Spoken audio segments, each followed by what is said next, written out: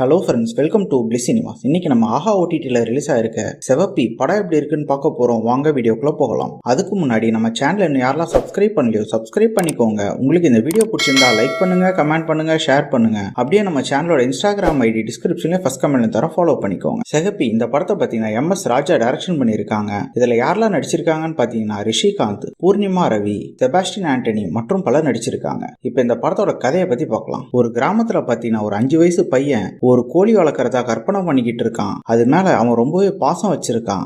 இந்த மாதிரி சூழ்நிலையில பாத்தீங்கன்னா அந்த கோழி ஒரு நாள் காணாம போற மாதிரியும் அவன் நினைக்கிறான். அதே மாதிரி பாத்தீங்கன்னா அந்த 5 வயசு பையனால ஒரு சில ப்ராப்ளம் வருது வீட்டுக்குள்ள. அது அப்படியே ஊர் சண்டையா மாறி ஜாதி சண்டையா மாறுது. அதுக்கப்புறம் இந்த படத்துல என்னென்ன சுவாரஸ்யமான சம்பவம் நடக்குது அப்படின்றது தான் இந்த படத்தோட மீதி கதையே. இப்ப இந்த படத்தோட பாசிட்டிவ் ஐடி பத்தி பார்க்கலாம். பாசிட்டிவ் கண்டிப்பா ஸ்டோரி பிளாட்டை சொல்லலாம். ஒரு சின்ன பையனை வச்சு இந்த மாதிரி ஒரு ஸ்டோரி பிளாட் யோசிச்சது கண்டிப்பா ஒரு சூப்பரான விஷயம்னே சொல்லலாம். பெர்ஃபார்மன்ஸ் வைஸ் பாத்தீங்கன்னா படத்துல நடிச்சிருக்க எல்லாருமே ஒரு சூப்பரான பெர்ஃபார்மன்ஸே கொடுத்துருக்காங்க. குறிப்பா அந்த சின்ன பையனா இருக்கட்டும், ரிஷிகாந்தா இருக்கட்டும், பூர்ணிமா ரவியா இருக்கட்டும், 3 பேரும் ஒரு தரமான பெர்ஃபார்மன்ஸே கொடுத்துருக்காங்க. படத்தையே ஹோல்ட் பண்றாங்கன்னு சொல்லலாம். படத்தோட சினிமோட்டோகிராஃபிலாம் படத்துக்கு என்ன வேணுமோ ரொம்ப நீட்டாவே பண்ணி கொடுத்துருக்காங்க. சவுண்ட் எஃபெக்ட்ஸ், பிஜிஎம் எல்லாமே நல்லாவே இருக்கு. படத்துல அங்கங்க வர காமெடி போர்ஷன்ஸ்லாம் ரொம்ப நீட்டாவே ஒர்க் அவுட் ஆயிருக்கு. அதே மாதிரி பாத்தீங்கன்னா அந்த ஊர் மக்கள் எப்படி இருக்காங்க, எப்படி வாழ்றாங்கன்றதெல்லாம் ரொம்ப டீடைல்டா சூப்பராகவே காமிச்சிருக்காங்க. படத்தோட ஸ்கிரீன் பிளே வைஸ் பாத்தீங்கன்னா படத்தை ஸ்டார்டிங்ல இருந்து எண்ட் வரைக்கும் ஓரளவு ஓகேவா எழுதி எடுத்திருக்காங்க. குறிப்பா ஃபர்ஸ்ட் ஹாஃப் பொறுத்தளவு டீசெண்டா போகுது. செகண்ட் ஹாஃப்ல கொஞ்சம் லேக் அடிக்க தான் செய்யுது. ஸ்டோரி பிளாட் வைஸ் பாத்தீங்கன்னா இது ஒன்றும் புதுவிதமான ஸ்டோரி பிளாட்லாம் இல்ல. இதே மாதிரி நம்ம பல படங்கள் பார்த்திருக்கோம். அதனாலே பல சீன்ஸ்